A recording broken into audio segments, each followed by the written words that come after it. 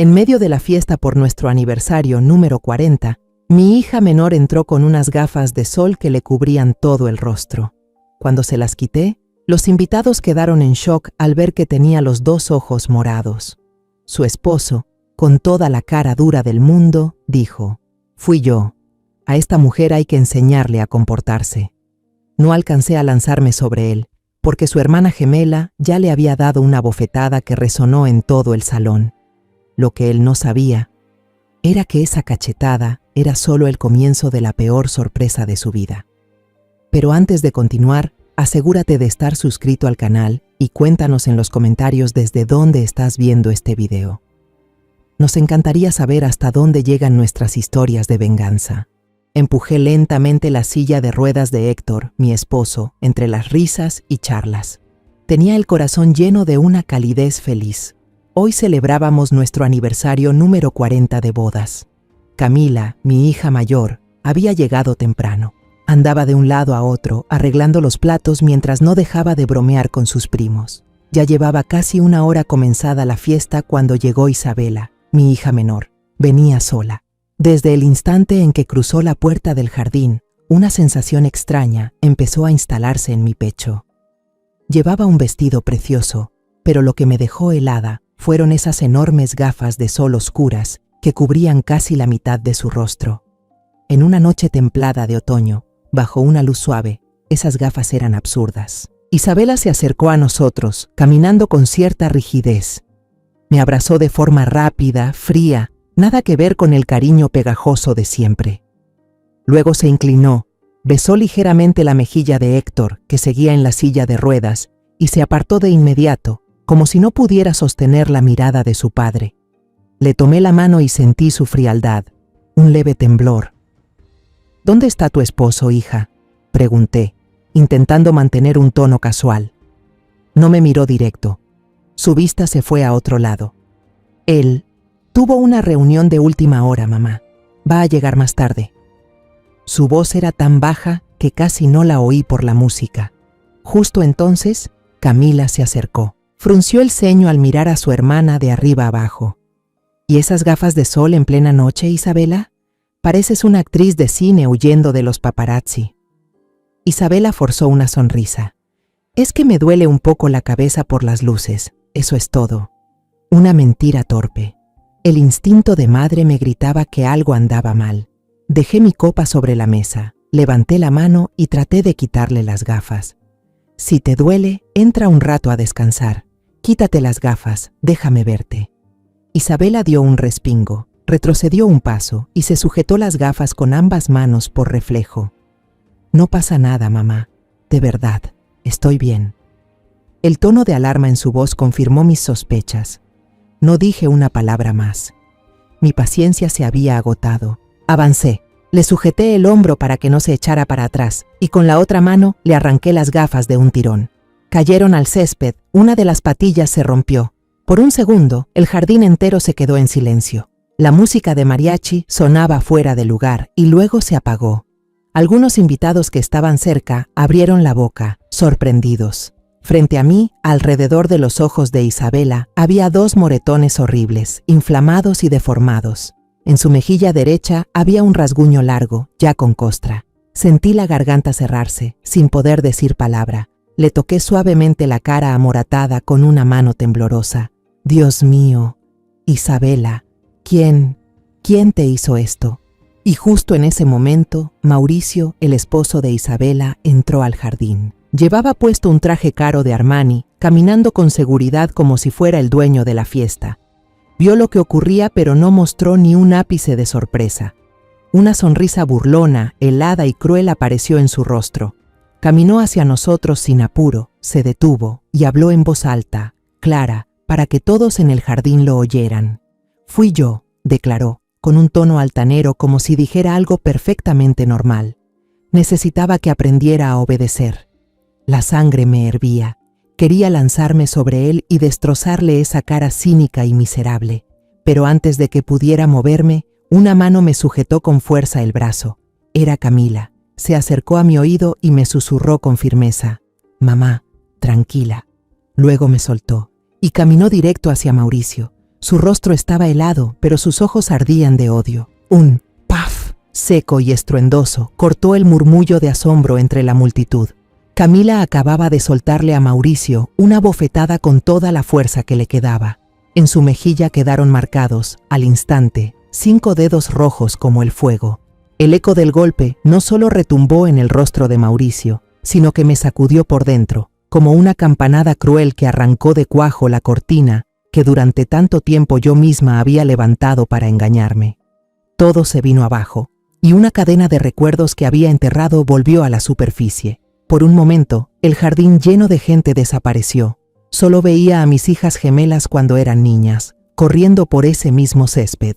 Camila, con su trenza siempre chueca y las rodillas llenas de tierra, trepaba ágil al árbol de guayaba. Me trajo una bufanda de seda suave, y a Héctor, una caja de puros cubanos que siempre había soñado tener.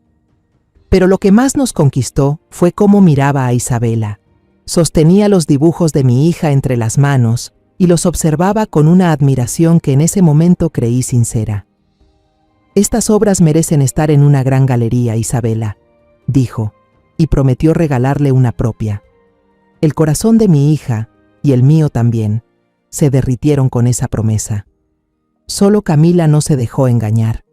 Esa noche, mientras lavábamos los trastes en la cocina, me dijo con voz desconfiada: «Es demasiado perfecto, mamá, tan perfecto que parece falso. ¿No lo ves? Todo lo que dice, todo lo que hace, parece ensayado, como si estuviera siguiendo un guión». Me trajo una bufanda de seda suave, y a Héctor, una caja de puros cubanos que siempre había soñado tener.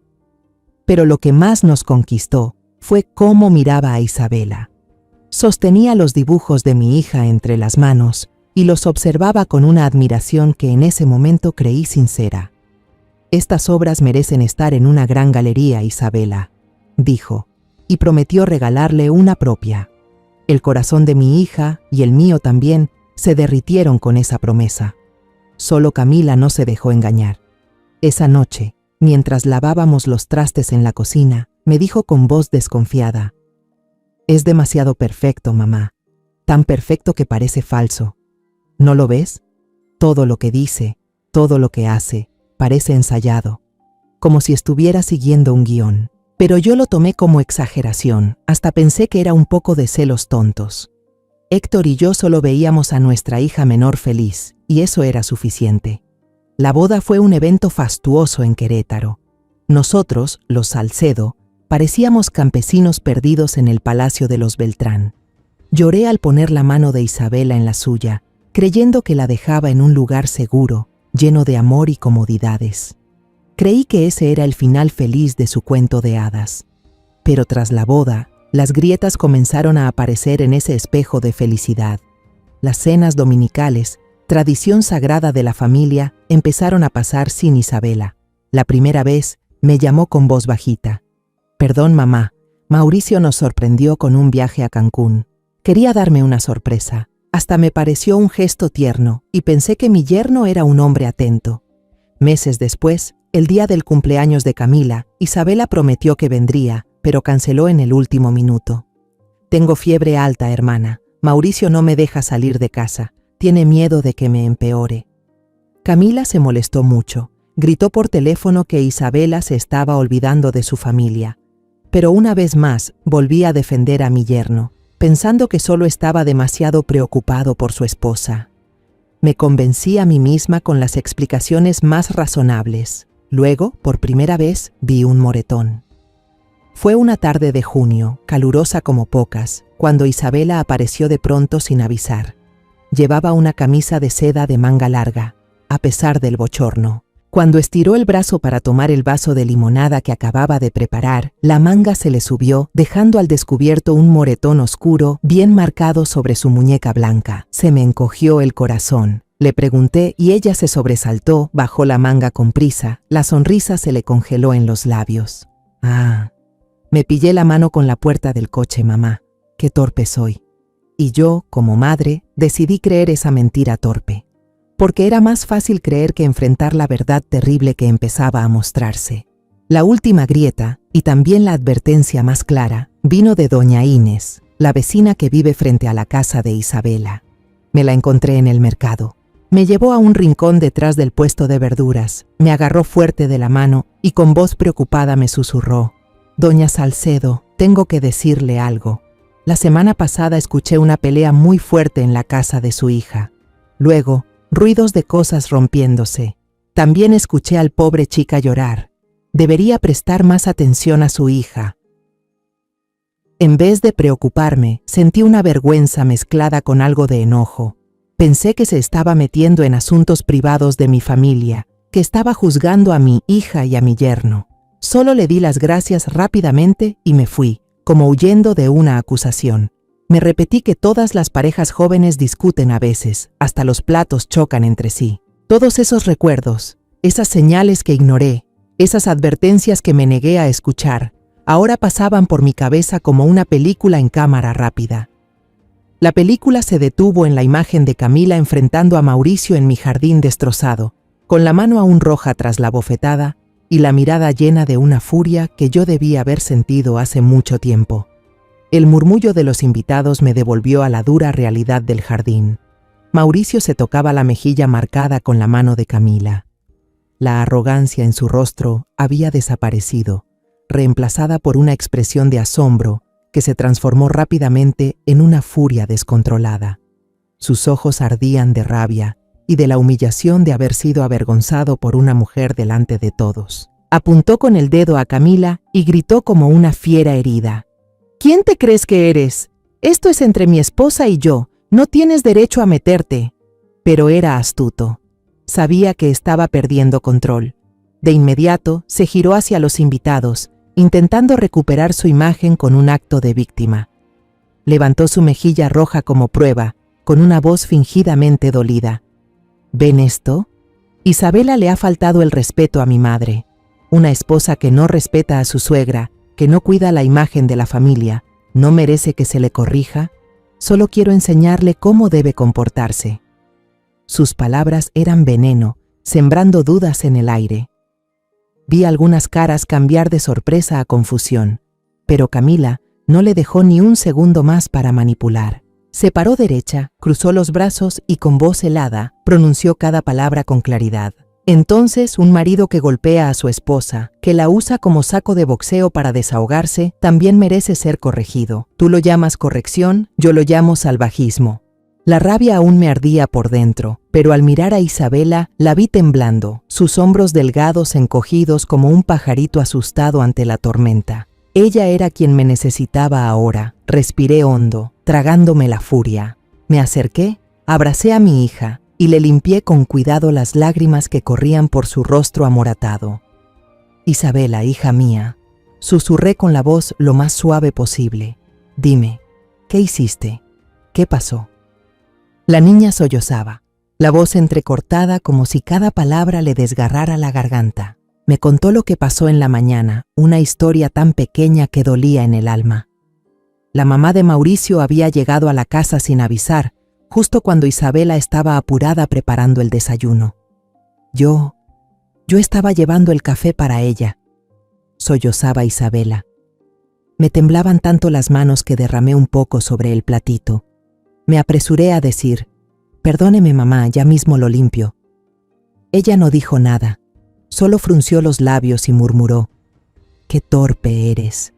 Yo me sentí herida, así que con voz bajita respondí: «Lo limpiaré de inmediato, no se preocupe». La niña me miró con los ojos llenos de lágrimas y desesperanza. «Solo fue eso, mamá». Justo en ese momento Mauricio bajó las escaleras y alcanzó a escuchar solo esa última frase. Él creyó de inmediato que ella le estaba respondiendo, que estaba faltándole el respeto a su madre. Isabela siguió contando, con la voz más temblorosa. Él no dijo ni una palabra, solo se acercó, me agarró fuerte de la muñeca y me arrastró al patio trasero.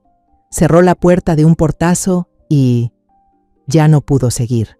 Se tapó el rostro y rompió en un llanto desgarrador sobre mi hombro. Sentí el pecho comprimido, como si me lo estuvieran aplastando. Todo por una frase. Todo por una taza de café derramada. Mi hija había sufrido esos castigos crueles. Mi indiferencia, mi ceguera durante tanto tiempo, eran ahora 1000 agujas clavadas en mi corazón. Al ver que Isabela lo estaba acusando delante de todos, Mauricio enloqueció y se lanzó sobre ella. Levantó esa mano callosa y gritó con un tono vulgar que jamás le había oído: «Te me vas ya a la casa. ¿Hasta cuándo piensas seguir haciéndome quedar en ridículo?» Pero antes de que esa mano sucia pudiera tocar a mi hija, una sombra se interpuso entre ellos. Era Héctor. Mi esposo, el hombre que llevaba 2 años en silla de ruedas, usó todas sus fuerzas para empujarla con sus brazos envejecidos y colocarse entre Mauricio y nuestras hijas. La rueda metálica pasó por encima de los zapatos lustrados y carísimos de Mauricio, haciéndolo retroceder por el dolor. Héctor alzó la cabeza. Aunque estaba sentado, su mirada era más alta que toda la soberbia de ese yerno miserable. Su voz sonó grave y firme.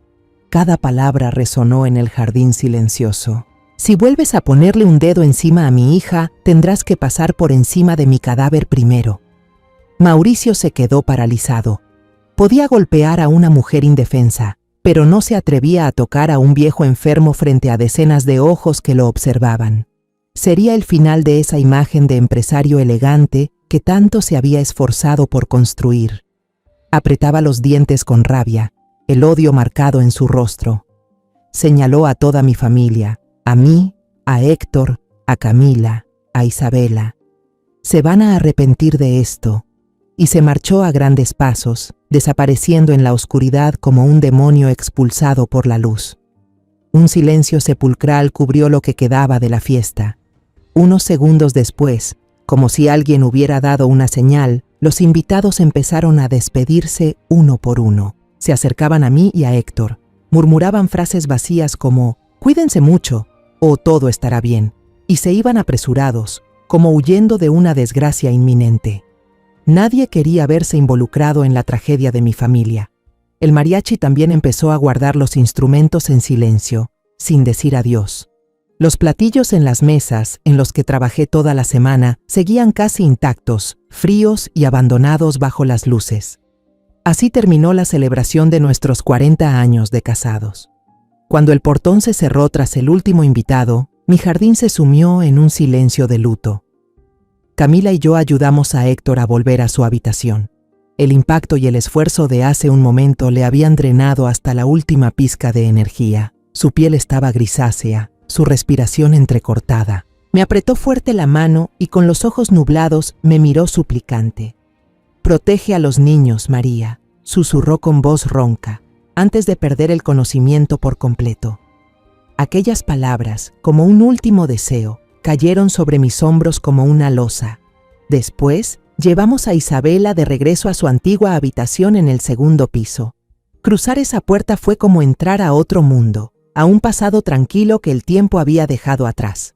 Todo seguía igual que el día en que se fue para casarse, hace 2 años. Acuarelas colgadas con cuidado en las paredes, su colección de pequeñas muñecas de porcelana sobre el estante y un leve aroma a papel de dibujo mezclado con óleo flotando en el aire. Ese cuarto contenía toda una infancia inocente, un mundo que contrastaba por completo con el infierno del que acababa de salir. Isabela se sentó en el borde de la cama, encogida, con la mirada vacía clavada en la pared del frente. Ya no lloraba, guardaba un silencio espeso, inquietante. Ese silencio me aterraba más que cualquier llanto. Era como la calma antes de una tormenta, el vacío de un alma desgarrada. Bajé a la cocina, con las manos temblorosas, y le preparé una taza de té de manzanilla caliente, con la esperanza de que ese calor le aliviara un poco. Al volver, vi a Camila sentada junto a su hermana, pasándole cuidadosamente un paño tibio y húmedo por los moretones del rostro. Isabela no se movía. Se dejaba cuidar, inmóvil, como una muñeca sin alma. Nos quedamos ahí junto a ella, envueltas en un silencio espeso, por quién sabe cuántas horas. Afuera, el reloj de péndulo marcaba cada tic-tac con un golpe sordo, cortando la oscuridad. No fue sino hasta que el reloj dio la medianoche que Isabela habló. Su voz era ronca, reseca, como si llevara años sin pronunciar palabra. Después de casarnos, él cambió completamente, mamá. Esa frase fue la primera grieta en la muralla del silencio. Entonces, la avalancha de dolor acumulado comenzó a salir. Empezó contando cosas pequeñas, detalles que por sí solos parecían inofensivos. Mauricio comenzó a controlar sus gastos. Le pedía anotar cada compra, aunque fuera solo un manojo de cilantro del mercado o un lápiz labial, para que yo vea que estás gastando con responsabilidad, decía él. Luego empezaron los celos enfermizos. Si un excompañero de trabajo le escribía para saludarla, él se enloquecía, le quitaba el teléfono y la interrogaba toda la noche. La obligó a dejar su empleo en la galería de arte, el lugar que ella más amaba. Con que me cuides a mí es suficiente, le decía. ¿Para qué salir a trabajar? Allá afuera solo hay gente indecente. La encerró en una jaula de oro, cortándole poco a poco todo vínculo con el mundo exterior. Luego vinieron los insultos, cuchilladas invisibles que destrozaban su autoestima. ¿Por qué cocinas tan salado? No sirves para nada. Ese vestido está muy escotado. ¿A quién quieres provocar? Mírate, todo el día dibujando tonterías. No aportas nada a mi carrera. Isabela respiró profundo, y la voz le tembló al recordar la primera vez que él la golpeó. Fue porque, sin querer, quemé una de sus camisas caras al planchar. Me dio una bofetada tan fuerte que caí al suelo. Las lágrimas volvieron a rodar por sus mejillas. Pero después se arrodilló y lloró, mamá. Me abrazó, me dijo que estaba muy estresado por el trabajo, que no lo había hecho a propósito.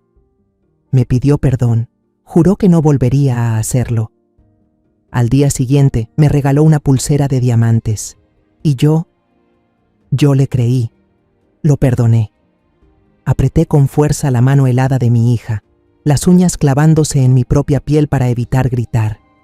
Ese anillo de diamantes, yo lo había visto. Incluso lo elogié. Dije que era hermoso, que mi yerno era muy atento. Dios mío, qué estúpida fui. Mi hija hablaba de su suegra, esa mujer que frente a nosotros siempre fingía ser virtuosa y amorosa. Ella lo sabía todo. Una vez, ella estaba ahí cuando Mauricio me gritó, susurró Isabela. Él me insultó sin piedad y ella solo se quedó sentada tomando su té. Cuando él se fue, me miró y dijo, tienes que aprender a hablar con cuidado, Isabela. El hombre construye la casa, la mujer construye el hogar. Si se enoja un poco, es porque se preocupa por la familia, por su carrera. Tú, como esposa, debes saber soportar.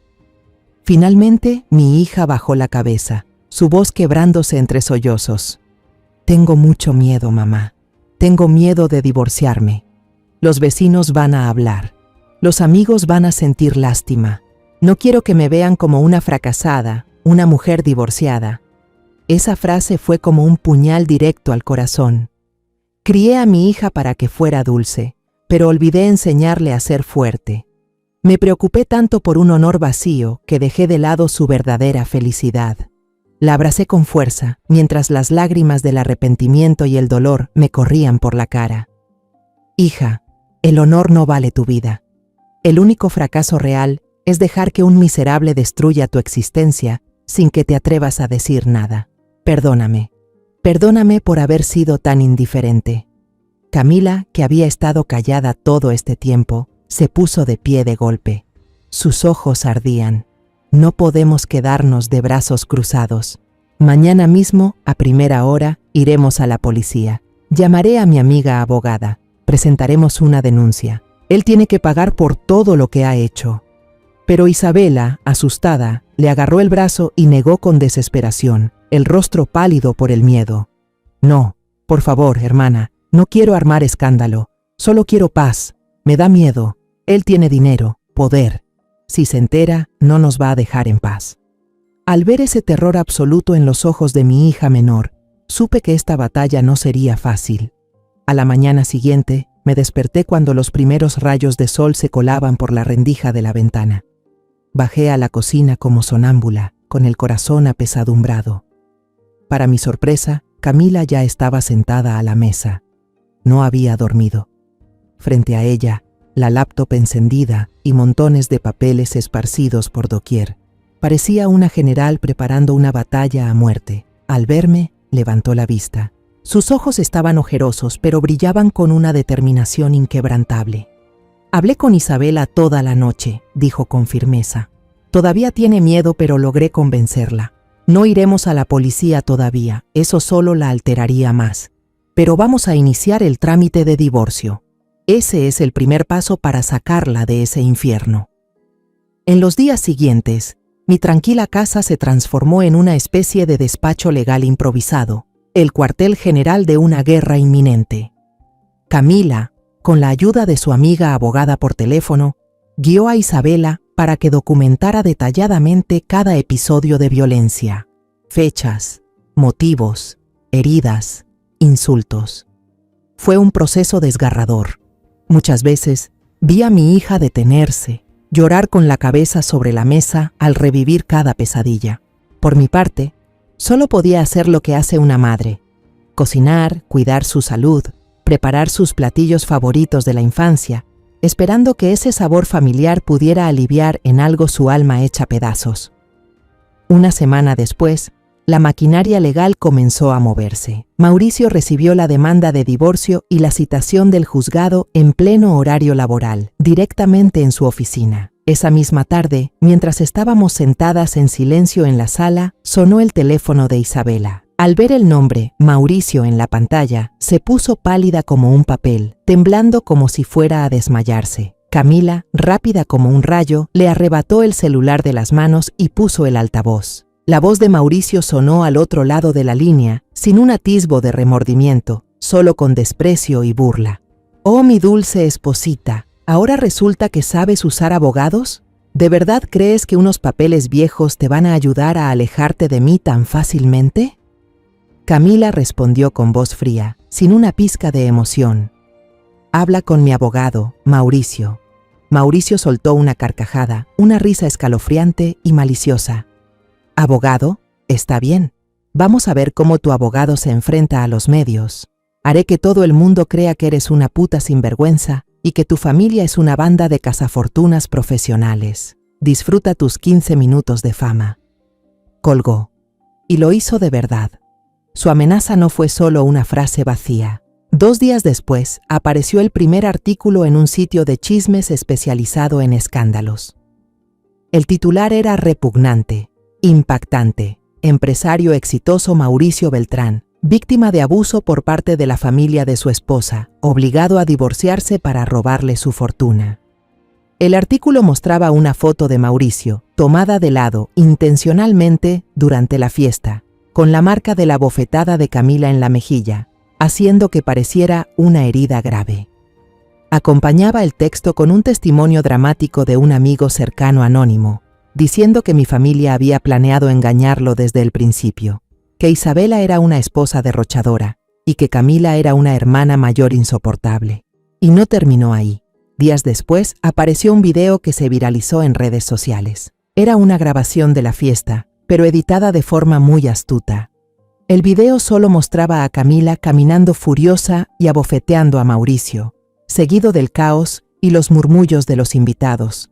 La primera parte, el momento más importante, cuando le quité los lentes a Isabela y Mauricio, confesó sin pudor lo que había hecho, fue completamente cortado. Debajo del video, miles de comentarios nos apuñalaban el corazón. «No lo puedo creer, qué mujer tan violenta. Pobrecito el esposo, tan guapo y exitoso, y le tocó una familia así. Solo con ver la cara de la otra ya se nota que no es una santa. Seguro algo hizo para merecerlo». La tormenta cayó sin aviso. Nuestro mundo se vino abajo. Por las mañanas, cuando iba al mercado, la vendedora de verduras que antes me saludaba con cariño, ahora solo agachaba la cabeza, me entregaba el manojo de hierbas y se daba la vuelta sin decir nada. Las vecinas que solían conversar en la esquina callaban de golpe al verme llegar y se dispersaban, con miradas llenas de juicio y desprecio. El teléfono de casa no dejaba de sonar, pero no eran llamadas de apoyo, sino de números desconocidos insultándonos con las peores palabras. Incluso alguien amenazó con venir a darle una lección a mi familia. Camila tuvo que desconectar el teléfono fijo. Estábamos prisioneros en nuestra propia casa. En medio de esos días oscuros y desesperados, solo una luz tenue brilló. Fue la familia de doña Elvira, la vecina del final de la calle, quien en la fiesta dejó caer su copa de vino del asombro. Ella vino a traernos unos pastelitos caseros. No hizo muchas preguntas, solo me tomó fuerte de la mano y dijo: «Yo vi todo esa noche, María. No hagas caso a las habladurías. Esa gente no sabe nada». Ese pequeño gesto humano fue el único salvavidas que nos sostuvo en medio de la tormenta mediática sucia que Mauricio había desatado. La tormenta no solo nos encerró entre cuatro paredes, también fue un veneno que fue destruyendo poco a poco al hombre que yo amaba. De los tres, quien más lo sufrió fue Héctor, mi esposo, un hombre que toda la vida valoró su honor por encima de todo. Ahora estaba postrado en su silla de ruedas, impotente, viendo cómo el nombre de su familia era pisoteado y difamado en todos los medios. Cada mañana me pedía que le leyera el periódico. Era una tortura. Tuve que leer esos titulares repugnantes, esas mentiras descaradas, mientras veía cómo el rostro de él se volvía cada vez más pálido. Sus manos se aferraban con fuerza a los brazos de la silla de ruedas, los nudillos blancos por la presión. Dejó de comer, los platos que le preparé se quedaron fríos sobre la bandeja. Por las noches no podía dormir, solo daba vueltas en la cama mirando el techo, con la respiración pesada en la oscuridad. El médico de la familia vino a revisarlo y negó con la cabeza. Su enfermedad del corazón estaba empeorando por el estrés y la debilidad extrema. Su corazón se estaba apagando, no por la enfermedad, sino por las mentiras. Y entonces llegó la gota que derramó el vaso. Fue un viernes por la noche. En Guadalajara llovía a cántaros. Las gotas golpeaban con fuerza los cristales, aullaban como nuestro propio dolor. Todos estábamos sentados en silencio en la sala. Nadie hablaba, solo se oía la lluvia y el televisor con un talk show ruidoso. De repente, cambió la imagen en pantalla. El conductor, con tono dramático, dijo: «Y ahora pasamos a la historia que ha causado tanto revuelo en los últimos días, el escándalo de la familia del empresario Beltrán». Sentí que el corazón se me detenía. En la pantalla apareció la madre de Mauricio, con el rostro maquillado a la perfección, pero los ojos hinchados, secándose las lágrimas con un pañuelo de manera muy teatral. Comenzó a hablar entre sollozos, diciendo lo buen hijo que era, lo mucho que amaba a su esposa. Inventó una historia absurda en la que nosotros habíamos seducido a Isabela y queríamos separar a la pareja para quedarnos con la fortuna de los Beltrán. Luego miró directo a la cámara, con lágrimas corriendo por su cara, y lanzó el golpe más bajo y cruel. El moretón en el ojo de la chica. En realidad fue porque se cayó por las escaleras estando borracha. Mi hijo Mauricio ha tenido que encubrir la adicción de su esposa todo este tiempo. Un ruido seco sonó. Héctor, sentado en la silla de ruedas, temblaba de rabia, con las manos apretadas al borde. Hizo el esfuerzo de levantarse, algo que no había logrado en 2 años. Señaló la pantalla con el dedo, el rostro morado de ira, y murmuró: mentiras. Y de pronto se agarró el pecho, los ojos desorbitados, y cayó al suelo. «¡Papá! ¡Héctor!». Yo y mis hijos gritamos desesperados. Camila llamó a emergencias sin perder un segundo. Me arrodillé junto a mi esposo, las manos temblorosas tratando de aplicar primeros auxilios que apenas recordaba. Pero su pecho no se movía. La sirena de la ambulancia sonaba lejana, como si estuviera en otro mundo, apagada por la cortina de lluvia. Cuando llegaron, ya era demasiado tarde. Héctor se fue en mis brazos, allí mismo, sobre el suelo helado de la sala. Sus ojos seguían abiertos, clavados en la pantalla donde todavía se repetían esas mentiras. El entierro de Héctor fue en un día gris y empapado, tan desolado como mi corazón destrozado. Solo algunos vecinos cercanos y familiares de sangre asistieron. Muchos no vinieron, quizás porque creyeron en los rumores, o tal vez por miedo a verse involucrados. Incluso vi a unos reporteros escondidos a lo lejos, con cámaras de lentes largos, tratando de capturar nuestra tristeza para venderla a la prensa amarillista. En medio del caos del funeral, un repartidor trajo una corona enorme de claveles blancos.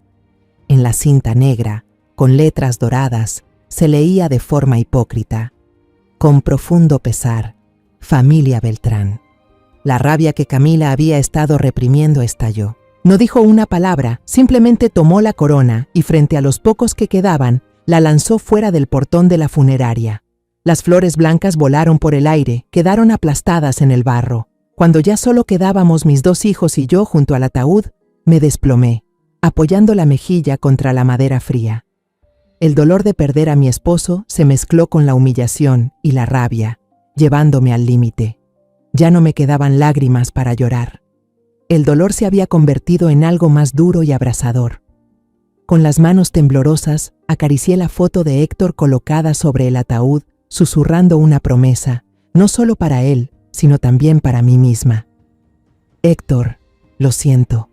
Lo siento por no haber defendido tu honor mientras estabas vivo, pero te lo prometo, no dejaré que quien te quitó la vida viva en paz. Haré que pague por todo, buscaré justicia, cueste lo que cueste. Desde ese momento, el miedo dentro de mí desapareció por completo, consumido por el fuego del odio y la determinación. Ya no era una madre que solo sabía llorar y aguantar. Me iba a convertir en una guerrera, por Héctor y por mis hijos. Después del funeral de Héctor, Isabela fue la más afectada. La niña se hundió en la culpa, repitiendo en la noche, entre susurros entrecortados: fue por mi culpa, todo fue por mi culpa. Si no hubiera pasado lo mío, papá no... Tuve que abrazar su cuerpecito flaco, consolarla como cuando era niña, repitiendo una y otra vez que no era culpa suya, sino culpa del monstruo que causó todo, culpa de ese demonio disfrazado de persona.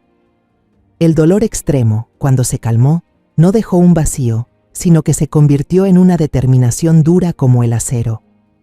La promesa junto al féretro de Héctor seguía resonando en mi mente. A la mañana siguiente, miré a Camila, y en sus ojos vi reflejado el mismo fuego. Dije, con una calma extraña: el miedo de Isabela nos hizo dudar, pero ahora que su padre se ha ido, ya no tenemos nada que perder, vamos a luchar. Al día siguiente, abrí el armario y saqué un conjunto negro impecable, el que usé el día en que despedimos a mi esposo. Ya no era ropa de luto, era mi uniforme. Le dije a Camila, con voz clara: prepara los papeles y una grabadora pequeña. Tú y yo vamos al vecindario de Mauricio. Isabela escuchó y se encogió, con esa mirada familiar de miedo. Pero al mirar mis ojos y ver una determinación inquebrantable, algo cambió dentro de ella.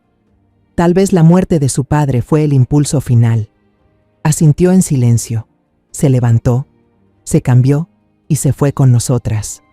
Su presencia, con el dolor aún visible en su rostro, sería la prueba más viva y contundente. Manejamos hasta la zona residencial donde vivía Mauricio. Era otro mundo, una fortaleza de riqueza con casas de muros altos, portones cerrados, jardines perfectamente cuidados y un silencio casi quirúrgico. Respiré hondo para calmar el corazón que me latía con fuerza y toqué el timbre de la primera casa, una mansión blanca y lujosa. Una empleada joven abrió la puerta y nos miró con recelo. Apenas Camila empezó a explicar por qué estábamos allí, la chica sacudió la cabeza y dijo: la señora no está en casa, y cerró la puerta en nuestras caras. Las siguientes casas fueron iguales, o nos rechazaban directamente, o decían que no sabían nada, con miradas evasivas. El brillo externo ocultaba una cobardía y una indiferencia vergonzosas. Empecé a perder la esperanza. Quizás Mauricio los había comprado o amenazado a todos, pero entonces llegamos a la casa frente a la de Mauricio. Toqué el timbre y abrió una mujer mayor, de cabello canoso y ojos bondadosos. Miró a Isabela, luego a mí, y en su mirada no había juicio ni rechazo, solo una profunda compasión.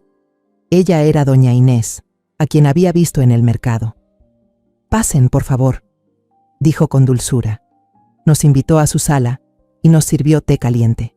Me tomó la mano con sinceridad. «Lamento mucho su pérdida, señora Salcedo. Sé todo lo que ha pasado. La pared de mi casa no aísla muy bien el sonido». Y entonces habló. Contó las noches en que se despertaba por los gritos, insultos y el ruido de cosas rompiéndose en la casa de enfrente. La señora contó que había querido llamar a la policía muchas veces, pero su esposo, un hombre temeroso, se lo impidió por miedo a meterse en problemas. Luego dijo algo que nos dejó a los tres helados. Por precaución contra los robos, Instalé una pequeña cámara de seguridad, apuntando hacia la entrada. A veces alcanza a grabar parte del patio delantero de su casa. No dijo nada más. Simplemente abrió su laptop, conectó una memoria USB y reprodujo un video. Era una tarde de hace unas semanas. El video era algo borroso, de baja calidad, pero lo que mostraba era dolorosamente claro. Mauricio, vestido con ropa de oficina, arrastraba a Isabela, que llevaba ropa de estar en casa, al centro del patio. La empujó con fuerza y ella cayó de bruces sobre el césped. Luego él comenzó a patearla una y otra vez. Sentí como si alguien estuviera apretando mi corazón. Isabela se desplomó sobre la mesa y rompió en llanto, sollozos cargados de humillación y dolor por tener que revivir esa escena horrible. Camila, que estaba detrás de mí, me apretó el hombro con fuerza. Su mano temblaba de rabia. La acción de doña Inés fue como una chispa que encendió el valor. Tomó el teléfono y llamó a varios vecinos cercanos en los que confiaba. Poco después, una pareja joven del final de la calle también llegó. El hombre, con el rostro encendido de furia, relató cómo una vez vio a Mauricio agarrar a Isabela del cabello y arrastrarla hacia dentro de la casa solo porque se había quedado conversando unos minutos con el repartidor de pizza. Otra vecina, que vive al lado, contó temblando que una noche vio a Isabela escondida entre los rosales de su jardín, pasada la medianoche, porque su esposo la había echado a la calle con nada más que un camisón fino, en pleno frío. No solo aceptaron testificar en el juicio. En la misma sala de doña Inés, firmaron juntos una declaración conjunta, redactada a toda prisa por Camila en ese momento. Dijeron que ya estaban hartos de la hipocresía y crueldad de Mauricio, y que la muerte de mi esposo los había empujado a no callar más. De regreso a casa, pasamos por la casa de un amigo de la familia, el chico que había grabado en video la fiesta de aniversario maldita. Afortunadamente, había guardado el video original completo, sin editar, desde el momento en que le quité los lentes a Isabela hasta la confesión cínica de Mauricio y la bofetada de Camila. Esa noche, por primera vez en muchos días, tuvimos una cena decente. El ambiente pesado había sido reemplazado por un aire de unión y una esperanza tímida. Teníamos en nuestras manos todas las armas necesarias: los testimonios de los testigos, el video de la agresión desde la cámara de seguridad, el video completo de la fiesta y el certificado médico de lesiones que Camila, muy sabiamente, llevó a hacer a Isabela justo después de esa noche. El día del juicio, me puse el mismo traje negro que llevé al funeral de Héctor. Tomé de la mano a mis dos hijas y juntas subimos los escalones del juzgado, con la espalda recta y la cabeza en alto. Isabela ya no tenía miedo. El dolor la había vuelto fuerte. En sus ojos hinchados por llorar a su padre, brillaba ahora una determinación fría. La sala del tribunal era solemne pero opresiva. Mauricio estaba sentado al otro lado, junto a él, un abogado de cabello brillante, traje caro y expresión arrogante. Nos miró, y en vez de evitar nuestra mirada, nos dedicó una sonrisa burlona, confiado, como si tuviera la victoria asegurada. Su madre también estaba presente, sentada en las bancas del fondo, con un rosario en la mano y murmurando oraciones por su hijo demoníaco. Esa hipocresía me revolvía el estómago. Comenzó la audiencia. Nuestro abogado, un viejo amigo de Camila, expuso el caso con claridad y mucha emoción. Empezó proyectando el video completo de la fiesta de aniversario. Toda la sala del tribunal quedó en silencio al escuchar la confesión descarada de Mauricio resonar con claridad. Sí, fui yo. Ella necesitaba que le enseñaran a obedecer. Luego, se proyectó en la pantalla grande un video de la cámara de seguridad de doña Inés.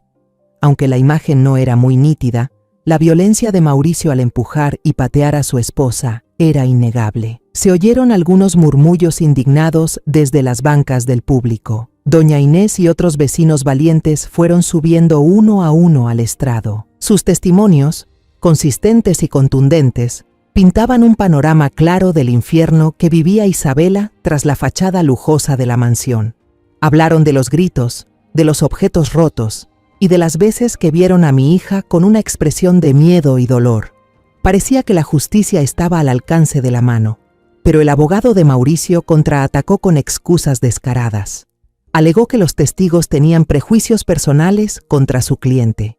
Dijo que el video era demasiado borroso para ser una prueba concluyente. Y luego lanzó la acusación más venenosa. Miró fijamente a Isabela y afirmó que los moretones eran maquillaje profesional, una puesta en escena para culpar al marido y quedarse con sus bienes. Miré al juez, un hombre de mediana edad con rostro severo, sin mostrar emociones. Buscaba una chispa de esperanza. Lo vi asentir levemente mientras hablaba nuestro abogado y fruncir el ceño con disgusto ante las mentiras descaradas de la otra parte. Una tenue esperanza en la justicia empezó a crecer en mí. Tras varias horas de alegatos tensos, el tribunal anunció un receso para deliberar. Esperamos sentados en los duros bancos de madera, con el corazón en llamas. Cada segundo se sentía como un siglo. Finalmente, el juez regresó. Toda la sala enmudeció. Se aclaró la garganta, se puso los lentes y comenzó a leer el veredicto. Cada palabra suya caía como un martillazo en mi pecho. Tras revisar las pruebas presentadas, el tribunal resuelve que se aprueba el divorcio entre la señora Isabela Salcedo y el señor Mauricio Beltrán. Una pequeña luz de esperanza se encendió dentro de mí. Al menos, mi hija sería libre. Pero esa chispa se apagó de inmediato y de forma brutal. Sin embargo, respecto a la demanda por violencia doméstica, el tribunal considera que las pruebas aportadas, incluyendo el video y los testimonios, no tienen suficiente peso legal para una condena. Por lo tanto, el acusado Mauricio Beltrán queda absuelto. Conforme a la ley, todos los bienes adquiridos durante el matrimonio pertenecen al acusado, ya que la parte demandante fue quien solicitó el divorcio y no se pudo comprobar culpa alguna por parte del acusado. Mis oídos comenzaron a zumbar. Todo sonido en la sala pareció desvanecerse. ¿Absuelto? ¿Faltan pruebas? Giré la cabeza hacia Mauricio. Estaba dándole un apretón de manos al abogado, con una sonrisa triunfante en el rostro. Ganó. El demonio ganó. Mientras la gente comenzaba a abandonar la sala, yo aún no podía mantenerme en pie del impacto. Entonces, vi algo. En un rincón cerca de la puerta, Mauricio hablaba en voz baja con el juez. Rápidamente, le metió un sobre grueso en la mano. El juez miró a los lados y lo guardó con prisa en el bolsillo de su toga. En ese instante, lo comprendí todo. La justicia no está ciega, está comprada. Una ola de rabia y desesperación contenida me invadió, aplastando todo razonamiento. El dolor por la pérdida de mi esposo, la impotencia por mi hija, todo se convirtió en un grito desgarrador. Grité y corrí hacia Mauricio, con la mano en alto, lista para darle una bofetada. Pero Isabela me abrazó fuerte por detrás. La niña, la que antes era la más débil, ahora era quien me sujetaba con fuerza. Lloraba desconsoladamente junto a mi oído. Mamá, no. Por favor. No quiero que te conviertas en alguien violento como él. Sus palabras fueron como un balde de agua fría que apagó mi furia. Me quedé paralizada. Sentí cómo se me drenaban las fuerzas. ¿Violenta como él? No, no podía convertirme en ese monstruo. Las lágrimas me brotaron, calientes y amargas. Me di la vuelta y abracé con fuerza a mis dos hijas. Las tres nos quedamos ahí, abrazadas, llorando sin consuelo en medio del pasillo helado del tribunal, una imagen de derrota y desesperación absoluta. Entre los sollozos se oyó un clic. Una reportera joven, que había seguido todo el juicio con paciencia, levantó su cámara y capturó ese momento. Esa noche volvimos a casa en un silencio pesado. El sentimiento de derrota y de impotencia lo cubría todo como una manta húmeda. Traté de preparar una tetera de té de manzanilla, pero ninguna de nosotras tuvo ánimos de tomarla. Isabela solo se quedó sentada junto a la ventana, con la mirada perdida en la oscuridad de la noche. Camila, en cambio, caminaba de un lado al otro del salón, con los puños apretados y los dientes rechinando. «Esto no puede quedar así», murmuraba, como si hablara sola. «La ley no puede torcerse de manera tan descarada. Tiene que haber una forma...» En ese momento sonó el teléfono de Camila, rompiendo el silencio sofocante. Era doña Inés. La niña contestó de inmediato, y alcancé a oír su voz al otro lado de la línea, entrecortada por la emoción. Prendan las noticias de las 9, niñas. Canal 5, rápido. Nos miramos con duda, pero obedecimos. Tomé el control remoto y encendí la televisión. El noticiero nocturno acababa de comenzar. Y entonces sentí que el corazón se me detenía por un segundo. En la pantalla aparecía la imagen de nosotras tres, el abrazo desesperado en el pasillo del tribunal. La foto, en blanco y negro, cargada de dolor, ocupaba toda la pantalla. No era solo una imagen, era una denuncia muda.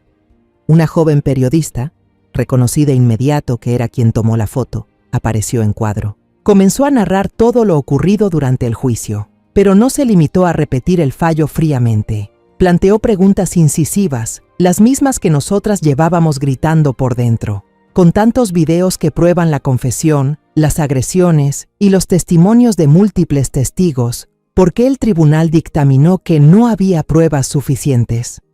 ¿Acaso la balanza de la justicia fue manipulada por alguna fuerza poderosa detrás de todo esto? El noticiero terminó con una pregunta abierta, directa al corazón de millones de espectadores. ¿Dónde está la justicia para las víctimas de violencia familiar cuando el propio sistema legal parece proteger al agresor? Apenas terminó la transmisión, nuestro teléfono empezó a sonar sin parar, pero esta vez no eran insultos. Eran antiguos amigos, familiares lejanos con quienes ya no teníamos contacto, incluso personas totalmente desconocidas que llamaban para mostrar su apoyo y su indignación. Y eso fue solo el comienzo.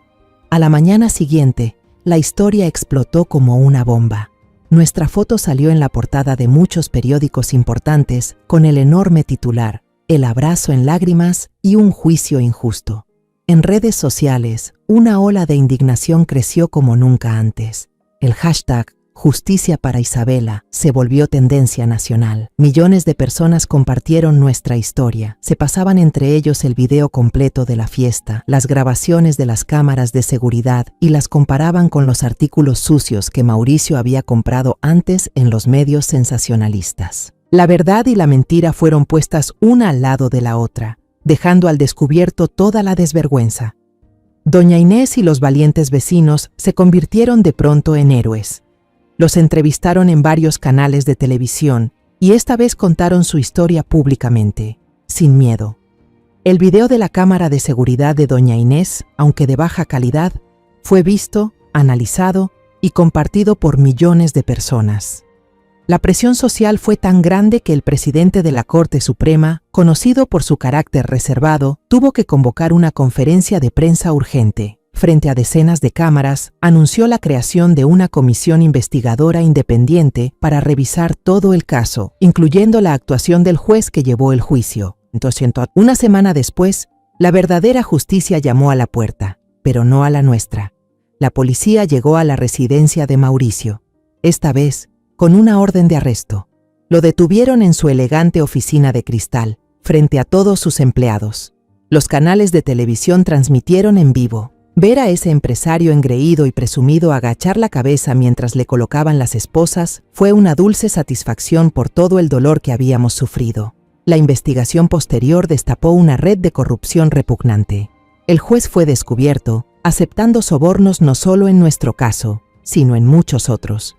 Fue arrestado poco después y se le retiró su licencia profesional de forma permanente. La madre de Mauricio, tras ser citada por su complicidad en encubrir el crimen y difamar, vendió la casa en silencio y huyó de la ciudad en plena noche como una ladrona.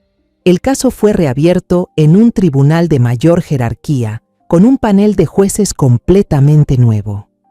Esta vez, bajo la mirada atenta de la opinión pública, ningún dinero sucio pudo torcer la verdad.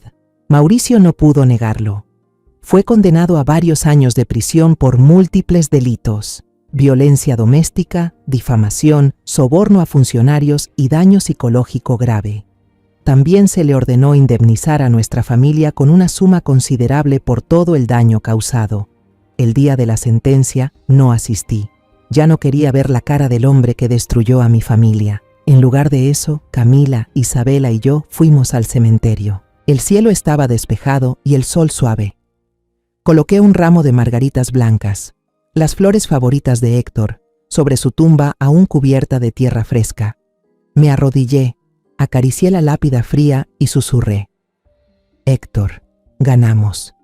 Ese desgraciado pagó. Ahora puedes descansar en paz. Justo en ese momento, una brisa suave agitó las hojas altas, como una respuesta tierna de él. Por primera vez en muchos meses, volví a llorar, pero eran lágrimas de alivio. Ha pasado un año. Nuestra casa ya no está llena de sombras. La luz del sol vuelve a bailar sobre el piso de madera, colándose entre las hojas, trayendo consigo el canto de los pájaros y el aroma dulce de las rosas que acabo de volver a plantar en el jardín. El jardín trasero, donde alguna vez se vivió una tragedia devastadora, ahora ha renacido, lleno de vida y color, como nosotras tres. Tras recibir la indemnización del tribunal, Camila no la usó para comprar cosas ni para viajar. Usó una parte para renovar por completo el sótano húmedo y polvoriento, y lo convirtió en una pequeña oficina de abogados, luminosa y profesional. Colocó un letrero de madera en la entrada con las palabras Salcedo y Asociados. Su despacho brinda asesoría y apoyo legal completamente gratuitos a mujeres víctimas de violencia doméstica. Todos los días bajo con té y pan para ella, y observo en silencio a las mujeres que llegan en busca de ayuda. Vinieron con los hombros caídos y la mirada llena de preocupación y se fueron con un rayo de esperanza, con la certeza de que no estaban solas. Mi hija mayor, aquella que un día ardía de furia, hoy ha transformado ese fuego en una luz que guía a otras personas. Ha encontrado su propósito. Mi Isabela también ha cambiado. Ya no es esa rosa frágil que parecía romperse con el viento y siempre necesitaba protección. El dolor la forjó por dentro. Le dio una fuerza que ni ella sabía que tenía. Se inscribió en un curso de terapia con arte, no para sanar sus propias heridas, sino para aprender a curarlas de los demás. Luego, con sus propias manos, limpió y pintó el viejo cobertizo al fondo del jardín y lo convirtió en un pequeño taller de arte, lleno de color y luz. Abrió una clase gratuita de pintura para niños con discapacidades del barrio. Al verla sonreír con esos niños, al observar sus manos delicadas enseñar pacientemente a un niño con parálisis cerebral a sostener un pincel, supe que había encontrado su propia sanación sembrando semillas de arte y amor. Yo, por mi parte, recuperé la alegría en las cosas más simples. Cada mañana, salgo a caminar al parque con doña Inés y unas amigas del barrio. Charlamos de todo un poco, desde los precios del mercado hasta la telenovela de anoche, y reímos sin parar. Por las tardes, cuido mi jardín, podo las hojas secas y remuevo la tierra alrededor de las raíces. Leo los libros viejos de Héctor o juego canasta con mis amigas. El dolor de haberlo perdido sigue allí, latiendo suavemente en un rincón del corazón, pero ya no sangra. Se ha convertido en un recuerdo tierno, en una fuente silenciosa de fortaleza. A veces, todavía vienen periodistas. Quieren escribir sobre nuestra historia como símbolo de fuerza femenina, de lucha contra la injusticia. Pero siempre declinamos con cortesía. No somos un símbolo, le dijo Camila una vez a una reportera. Somos personas comunes que lucharon por sobrevivir. Escriba sobre otras mujeres, las que aún necesitan que alguien alce la voz por ellas. Esta tarde, una hermosa tarde de finales de primavera, las tres estamos sentadas en el jardín. Yo preparé una tetera de té de manzanilla con miel. Camila, con los pies sobre una silla, está leyendo atentamente un grueso libro de leyes. Isabela, con los ojos brillantes de alegría, dibuja en su caballete las bugambilias moradas que cubren la pérgola. Nuestro nuevo perrito adoptado del refugio, llamado Sol, como el sol, corre feliz por el pasto, persiguiendo una mariposa amarilla. Isabela levantó la vista del caballete y sonrió. «Mamá, creo que voy a pintar un cuadro bien grande de las tres para colgarlo en la sala». Camila cerró el libro y le lanzó una mirada pícara. «Buena idea, pero asegúrate de que yo salga bien poderosa y sabia, ¿eh?» Nos echamos a reír juntas. Una risa clara, libre, sin ninguna sombra del pasado. Se mezclaba con el susurro del viento entre las hojas, los ladridos alegres de Sol y el aroma de las rosas bajo el sol de la tarde. Tomé un sorbo de té y el dulzor suave se esparció por mi boca. Miré a mis dos hijas, una tan fuerte como un roble, la otra tan delicada como una flor que vuelve a florecer. Sentí una paz en el alma que nunca antes había conocido. Juntas, habíamos atravesado la oscuridad de la tormenta, y ahora, justo en nuestro jardín, contemplábamos un nuevo amanecer, brillante y sereno. Siempre pensé que era una madre que sabía amar y proteger a su familia, pero estaba equivocada. Ignoré las señales, creí en palabras dulces que eran mentira, y permití que mi hija fuera aplastada en silencio durante mucho tiempo. La muerte de mi esposo fue un despertar brutal que me hizo entender. Guardar silencio ante la violencia es ser cómplice. Desde ese dolor, me lancé a una lucha, no solo por justicia para mi esposo y mi hija, sino también por mí misma. Mi historia de venganza no fue una represalia ciega, sino un camino para recuperar la voz de tantas mujeres oprimidas, golpeadas, humilladas y olvidadas. Aprendí que la justicia no llega sola. Hay que ganársela con valentía, con perseverancia y con una fe inquebrantable. Si estás viviendo con miedo, recuerda, no estás sola y tienes derecho a vivir con respeto y paz. No dejes que el miedo mate tu futuro. Levántate, como yo me levanté, por la vida, por los que amas y por ti. Esta historia de vida ha sido modificada en nombres y lugares para proteger la identidad de los involucrados. No la contamos para juzgar, sino con la esperanza de que alguien escuche y se detenga a reflexionar. ¿Cuántas madres están sufriendo en silencio dentro de su propio hogar? De verdad me pregunto. Si tú estuvieras en mi lugar, ¿qué harías? ¿Elegirías callar para mantener la paz o te atreverías a enfrentarlo todo para recuperar tu voz? Quiero conocer tu opinión sobre esta historia de historias de venganza o cualquier sugerencia que tengas para que podamos mejorar nuestro contenido. Dios siempre bendice, y yo creo firmemente que el coraje nos llevará a días mejores. Ahora, en la pantalla final te dejaré 2 de las historias más queridas del canal. Estoy segura de que te sorprenderán. Gracias por haberte quedado conmigo hasta este momento.